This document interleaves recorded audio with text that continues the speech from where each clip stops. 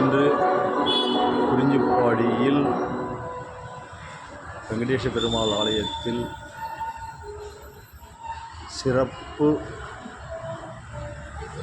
அபிஷேக ஆராதனை 5ஆம் நாள் திருவிழா சிறப்பாக கொண்டாடப்படுகிறது. இல்லை கலசம் யூடியூப்பில் பாரு,